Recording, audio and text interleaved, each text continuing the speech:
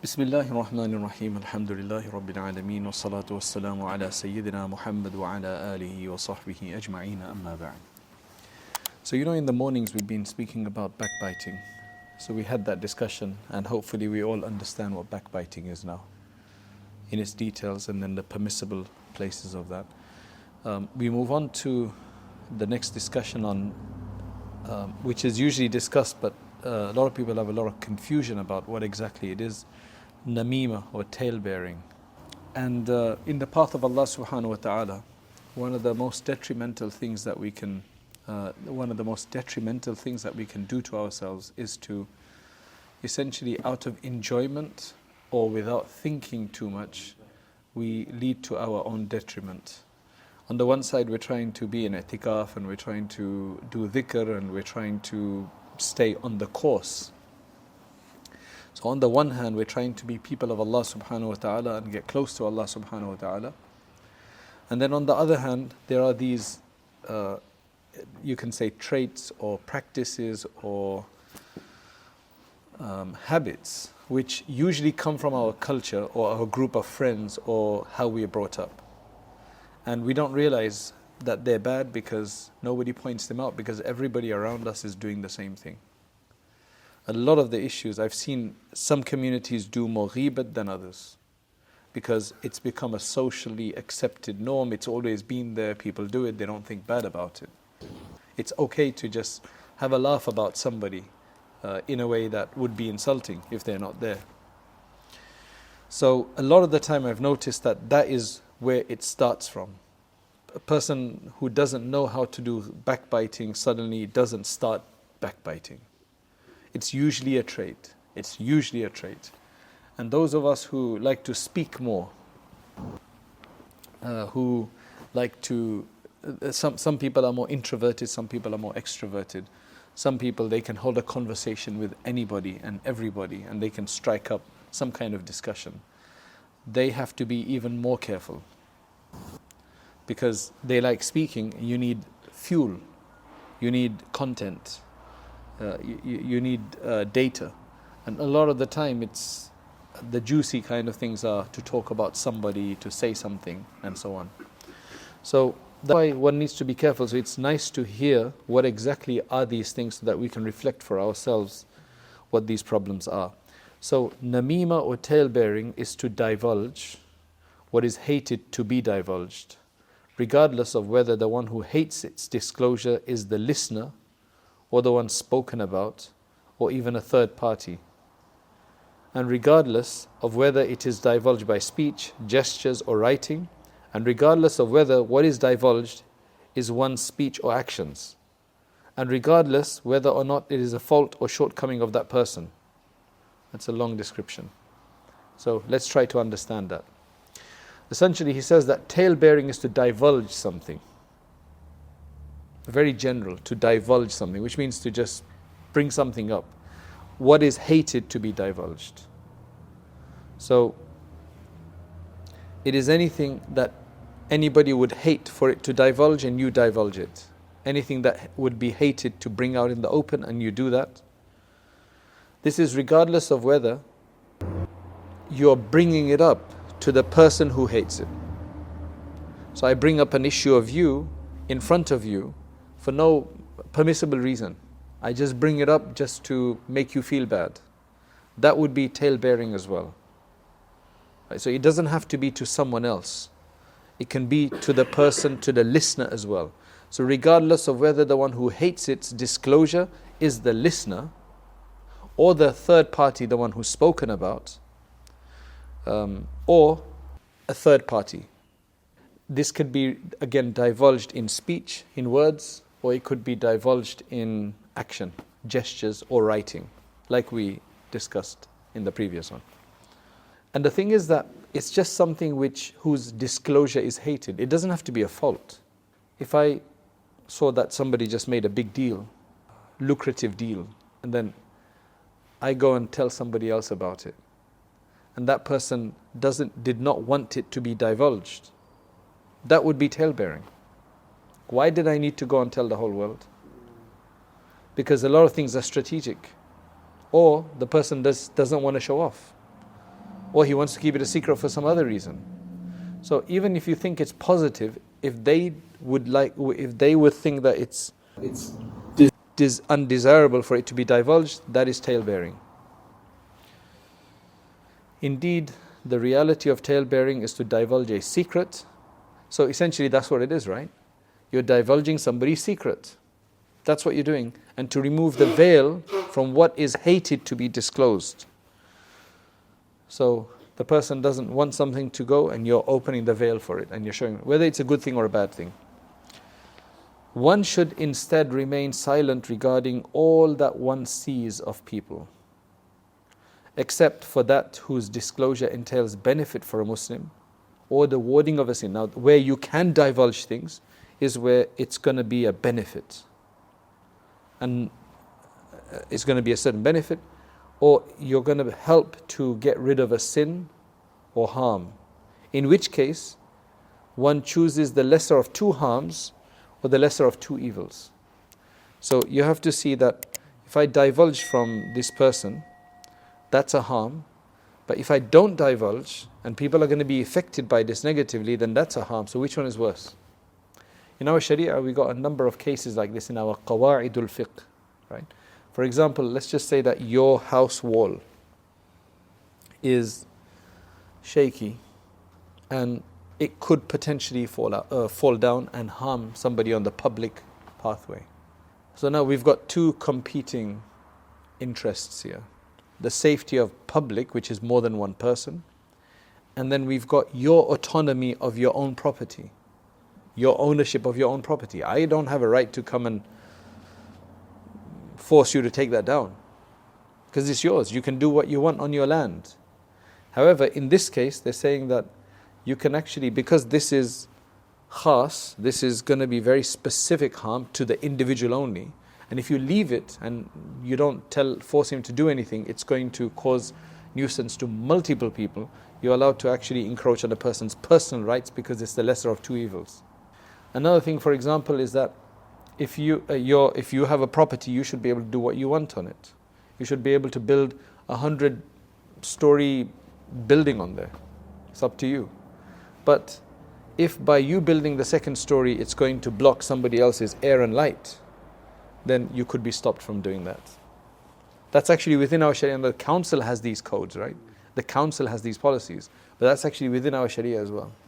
Very, very important. Regarding the neighbor, for example, it says that if you are going to bring in, the example it gives is that if you're going to bring in fruit or some kind of dessert like fruit into your house, then if you're going to share with your neighbors, then you can bring it openly, otherwise bring it concealed. Now, put in context, I think nowadays I don't think that matters anymore because people's houses are kind of separate quite a bit. And we don't live in each other's lives as they do in some countries where it's literally next to one another and they sit outside all day long and they know everything about what's going on in everybody's house, around the area and so on. However, today, this would be that if your children are playing outside and there's some neighbor's children also playing outside, and you go and you give your children ice cream, and you don't give your neighbor's children, that's probably one of the most worst oppressive actions you can do. To deprive a child of an ice cream and somebody else is eating it. Another thing is, it says that if the smell of your food is going to go next door, then you should share with them, whatever it is. Today that would be barbecues, because that's when you usually get the smell that goes all around. So the Sharia has really taken all of this into consideration. May Allah subhanahu wa ta'ala make us better neighbors. May Allah make us better neighbors. Your neighbor should be such, your dealing with your neighbor should be such that if you had to leave, they're going to be upset that you're leaving. Because they're going to be upset that you're leaving because they don't know who's going to be the next neighbor. So they're very upset that you're leaving. And it's very simple. Once what happened is that in the apartment block I used to live in, they are on every floor there's 2 sets of apartments. And those 2 apartments are have their own kind of private door. So when you go into that private door, then the two apartments also share basically with one another. The family we had was this single mother with like 5 children, non-Muslim. So what happened is that once some of our relatives had come, their children. Our kids have never had a problem with their children. Just never had a problem with it. And what happened is that they started playing football downstairs, and football can be a bit competitive. And our relatives, they're very competitive at football, and the neighbors are a bit competitive about football. So they kind of kicked off on something. So these are my wife's sister's children, right? And then a neighbor's children. My wife told off her nephews, right? That told off her nephews because they'll understand. And the thing is that we've never had an issue. So it might have been them, and they're competitive and they don't understand how to react or whatever. But if she took the side of her nephews, we're not going to live with our nephews for the rest of and they're very open-minded, they're cool with it. But you'd mess it up with your neighbor. And genuinely, she just felt that, this could have been done better by her nephews. So she told them off instead. Right? So you have to play it really cool, because at the end of the day, your neighbor, when Allah subhanahu wa ta'ala in the Quran talks about your neighbor, there's 3 types of neighbors. One is just the person that lives next to you. They have a right on you just by virtue of being a neighbor. That's it. Just by virtue. They can be Muslim, your relative, non-Muslim, whatever. By being a neighbor, they have one right. If they happen to be Muslim as well, then they have 2 rights, which makes sense, because with a non-Muslim neighbor, you're not going to share in Eid and things like that. You're not going to share in janazas and, as much. With a Muslim right, there's certain other rights that come about. And if they're your relatives, then they have 3 rights. Being a neighbor, being a Muslim, and being your relative. So there are 3 types of rights. So what's a good idea is to, when we moved into this new area, one side is some Mauritian Hindus and the other side is Bangladeshi Muslims, and then you've got a few other people, is that you just give them some dates, give them some food every now and then, a little gift every now and then. And that just creates, you need your neighbors, because they're the first people that are going to see if anything happens to your house, not your relatives, because you live with them. Traditionally, people always stayed together. Your brother was next door and so on, so your neighbors, brothers, everything. And nowadays, we move to wherever is convenient for us or it's available for us. So that's why it's important to have that.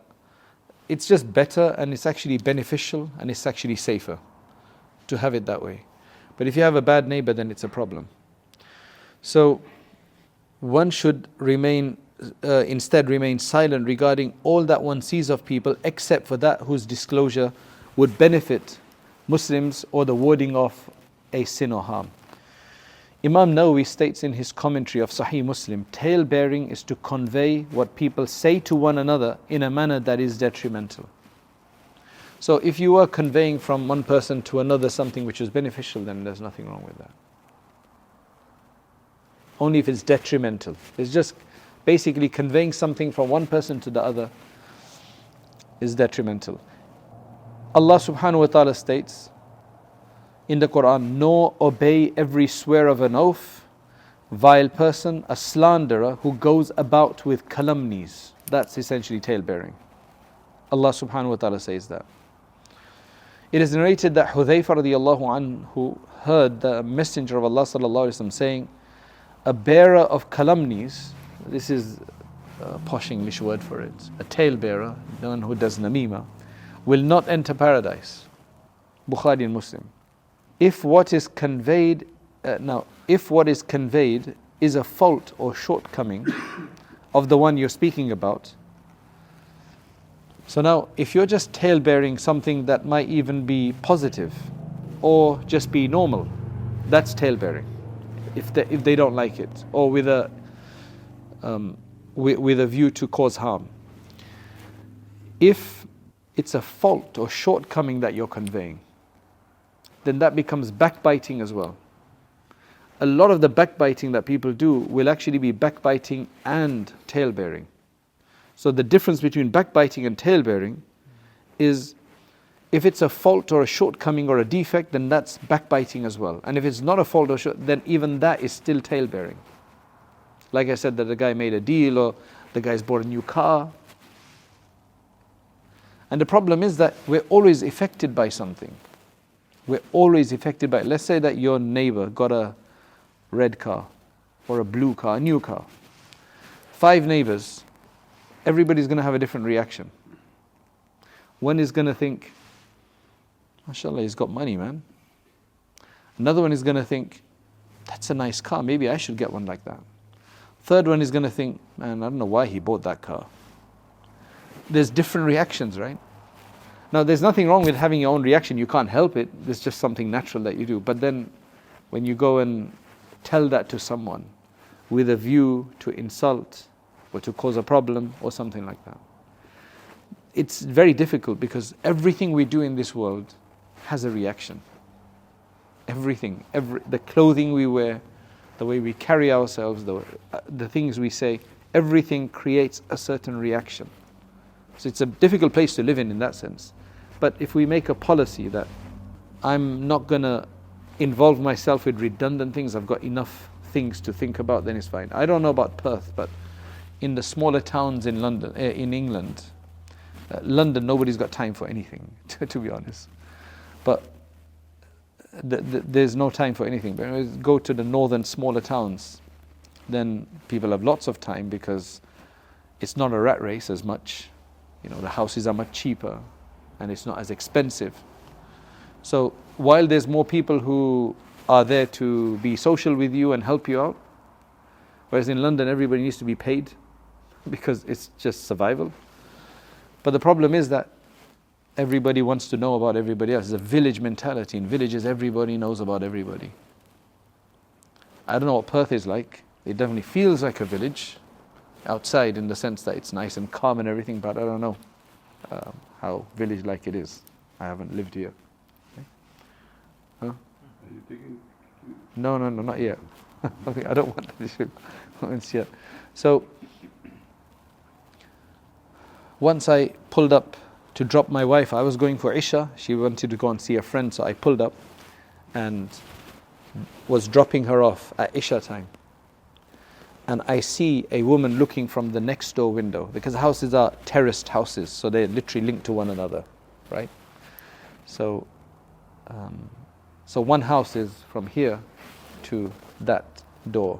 That's one house. You guys have bungalows, so you have like one single big flat. It's like that, and then it goes up. The next house is literally, connected, right? So this person is looking. So I said, okay, maybe neighborhood watch. It's okay. And it's not like they just quickly look and because that's good. You need to see what's going on just in case there's something. But they're like watching all the way, the whole procedure. And I went to the masjid. When I came back to pick up my wife again, this time the woman from the other side is watching. And they're literally just blatantly through the curtain just watching. Right? It's like they don't have a TV at home, I guess so. Yeah. It's just blatant. It's okay to check on your neighbor that what's going on. Like, is there somebody breaking in? Is there some hassle? But this is actually like a proper observance. And this is a lot of village mentality. Once I went to my wife's village in India. I had left her there, I'd gone somewhere. So you're a stranger and you go in and suddenly there's people sitting at these 4 roads. Char rasta. A bunch of guys who are standing there. Assalamu alaikum, how are you? Where are you from? Whole interview. Right? So I answered the questions patiently. I wanted to get home, right? I answered the questions patiently. I carried on and then there's another 4 roads. And there's a bunch of people sitting there and I said, Assalamu alaikum, wa alaikum salam. And I knew the questions were going to begin. So I just said it from afar. I said, Assalamu alaikum, and just carried on. Right? They want to know what's going on. And that's village mentality. Sometimes it's fine just to make sure. That's why even in Medina Munawwara, when that famous hadith of Jibreel, where the Prophet was sitting with people and suddenly imagine we're sitting like this and then this person comes in. Well, here you have visitors, you're okay. But if you're in a village, you know everybody. And if there's a visitor, you know that there's a visitor. You already know there's a visitor. You understand? So when he came in, the description is he had jet black hair and white clothes, and there was no effect of travel on him. Why did they say that? Because nobody of us knew him. So if he had come already, then we would have known already. Because the news would have traveled that there's a traveler, there's a visitor. Because by that time he would have had taken a shower and cleaned up, then he would have been. Now this guy who came, this person who was there, nobody knew him, which means that he must have come just now. But he couldn't have come just now because he had no effect of traveling on him. There was no powder. What do you mean by powder? In the rough place, in the deserts and so on, you'd be grit, right? Because you usually go and then you clean up first because there's grit on the way. That wasn't there as well. So this was really unusual. How did he just suddenly appear? Nobody knew about him. Nobody knows about him, and he didn't come just now. And he's totally fresh. So that made it really enigmatic. So anyway, one needs to be just careful. You need to change our lifestyle, change our way of talking. We need to just restrict ourselves. Rather not say than to say. Okay, so then he said, Hassan Basri rahmatullah says that whoever conveys, this is, I can guarantee you this, right? Whoever conveys to you will convey about you. That's like, the person who comes and tells you stuff about others? That's a habit. It's not strategic usually. It's a habit. They're probably going to tell others about you as well. I told him and this day he said this and so on. He's going to tell you. Because they thrive on this. They thrive on this. I've got somebody in my local area who I know loves to talk. In an innocent way. It's not in an evil way at all. Very innocent, open-hearted, clean-hearted guy. But just loves to talk. You just... we see somebody going to the masjid, we see somebody and he'll tell you his whole story. Oh, he's this person, that person. Okay, but I don't really need to know. He just loves to talk. He just loves to reveal information. So I had to tell him, I said, I'm a very private person. I don't want you telling... Because I remember once I was with him somewhere and his uncle called and he's like, oh, I'm with Mufti, so we're going to so-and-so place. I said, told him straight afterwards, I said, look, you don't do that with me. If you want to be with me, right, you don't do that. I don't want the whole world to know where I go and what I do. You understand? I don't do it, inshallah, we don't do anything haram, but you just don't want that kind of information for the whole world to know that you've been to this place and you've done shopping here or you've gone here, you visited this person. Why should they know that? As an imam, you have to be very careful because, people tell you things and so on. So I told him that you can't. It's very difficult because he's got a habit of doing this. It's natural. So that's why we have to learn these things. Okay, then he says, whoever conveys to you will convey about you. This alludes to the fact that a talebearer should be despised. So if somebody does come and tell you stuff, as an imam, when I was an imam, there were some guys in the community, they would come and say, so-and-so has been speaking about you. They would come and tell me, so-and-so was speaking about you. I said, okay, what did he say? So he'll tell me what he said, right? I said, okay, Jazakallah. You need to know what people are saying about you, but that's it. You don't want to... Then I would learn about these people. So I would actually go to them, Assalamu alaikum, brother, how are you? I would go and meet them properly. Alhamdulillah, over the years, I was there for 5.5 years. Alhamdulillah, those people respect me now. They start off with some kind of misunderstanding or they have some preconceived notions. And when you go and try to make an effort. So that was beneficial that people would tell me that so-and-so is speaking about you. I don't know what his intention was. Maybe for me to go and start arguing with that person. But I would actually go and make salam with that person. And try to be nice with them. Because akhlaq helps. We're not the best in akhlaq, but we can try as much as we can. So he says, this alludes to the fact that the talebearer should be despised. Anybody who comes and tells you stuff, you should stop and don't tell me this stuff, please. I don't need to know this. That's what I tell people. I say, look, you don't need to tell me this. I don't need to know it. Right? His words should not be relied on because they could add a lot of spice. That's another thing. How accurate is somebody's description or narrative? You have to be very careful about that. And he should not be considered truthful. It says, Allah subhanahu wa ta'ala speaks about the wives of Lut alayhi salam and Nuh alayhi salam. In Surah Al-Tahrim, Darab Allahu. So Allah then says about them that فَخَانَتَاهُمَا فَلَمْ يُغْنِيَا عَنْهُمَا مِنَ اللَّهِ شَيْئًا. So the two wives betrayed their husbands. They were prophets' wives, but they betrayed the husbands. And the latter, which means the prophets were not able to help them from Allah's punishment. Right? Even they were the wives, it didn't make a difference. It is related that the wife of... So what was the problem with Lut alayhi salam's wife? What was the problem? Do you know? What was it? The Prophet Lut alayhi salam's wife would inform his vile community of his guests. She's just like talking too much or something. So she would tell them about the guest that he had, and then they would get interested, in their twisted way. And that the wife of Nuh alayhi salam would tell his people that he had a mental illness. Some weird wives, man. Allah Ta'ala protect us from such spouses. Both being cases of tale-bearing. They were both namima. It is narrated that the Prophet ﷺ said, "Verily the most beloved of you to Allah are the best of you in character, who humbly lower their wings to aid others." Lowering the wings is like is a metaphor to show that, because a bird, when its wings outstretched, it just soars and it's elevated. When you lower your wings, it means that you're humble. So he's saying that lower your arms, don't go and attack somebody. And who are fond of others, and others are fond of them. This is the best people. And verily the most hated of you by Allah are those who go about tale-bearing, who break up friendships, and who seek out faults of the innocent. It is said that 1/3 of the punishment in the grave is from namima. And Ka'b al-Ahbar said, "Beware of tale-bearing, for its doer never finds rest from the grave's punishment." Because their punishment starts from the grave. Muhammad ibn Ka'b al-Quradi was asked, "What traits of the believer most cause their downfall?" He replied, "Excessive speech. It's so easy to do. Divulging secrets. And then believing everything one hears." Some people don't even believe it, but they just like to spread it. "I heard this. I'm not sure how true it is, but I heard this." Right?